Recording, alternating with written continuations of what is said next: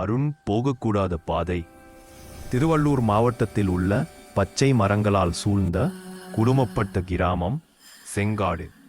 அங்கு 12 வயசு அருண், அவன் தங்கை தீபிகா, அவர்களது நாய் பிங்கோ இனிப்பு போன்ற வாழ்க்கை வாழ்ந்தனர்.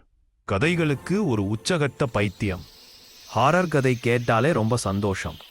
ஒரு நாள் மாலை பள்ளியிலிருந்து வந்த அருண் தாத்தாவிடம் கேட்டான், தாத்தா, இந்த கிராமத்துக்கு வெளியே இருக்கிற பெரிய காடு, அதுல பேய் இருக்குமாம், உண்மையா?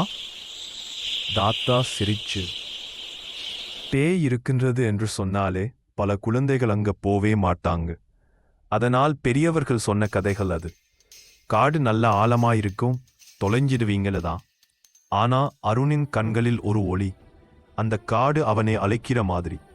அந்த இரவு தூங்கும்போது அந்த காடு, காற்றின் சத்தம், மரங்களின் அசைவுகள் எல்லாம் அவன் மனசில் ஒலித்தன. அழைத்தால் வரும் பாட்டு. ஒரு நாள் பள்ளி முடிந்து தீபிகா வீட்டுக்குள் போன பிறகு அருண் மட்டும் வெளியே நின்றபோது காற்று தூண்டலோடு ஒரு சத்தம் கேட்டது. அருண், அருண்! அவன் திடுக்கிட்டான். இதுவரை யாரும் இப்படி சத்தம் இல்லை. சத்தம் மெல்ல செல்ல அருண் பாதையை தொடர்ந்து நடந்து போனான். பாதையின் இறுதியில் இருந்தது அந்த பெரிய செங்காடு. அதை யாரும் போகாது. ஆனா கதவு மெதுவா திறக்குது போல இருந்தது. பின்புறத்தில் யாரோ குரல், ராஜ்யம் உன்னை எதிர்பார்க்கிறது. அருண் பயந்திருந்தாலும் ஆர்வம் அதிகம். அவன் அங்கு சென்று பார்த்தான். எதுவும் இல்லை. கதவு கீறு என்று ஒலித்தது. அவன் இதயம் துடி அதிகரித்தது. ஒரு முறை பார்த்துட்டே வரலாம் என்று மெதுவாக உள்ளே சென்றான். பகுதி 14. காடு உயிர் பெற்றது.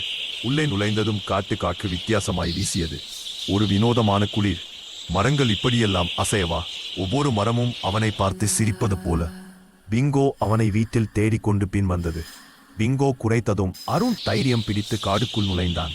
அவர் நடந்து கொண்டிருக்கும் போது ஒரு பச்சை ஒளியுடன் ஒரு பெரிய மரம் கண்களை எடுத்து அருணிடம் பார்த்தது. பிங்கோவை அணைத்தான்.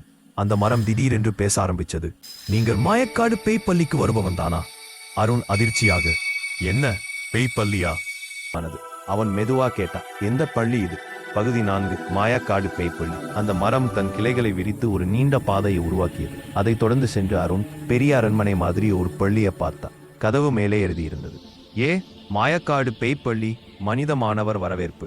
அருண்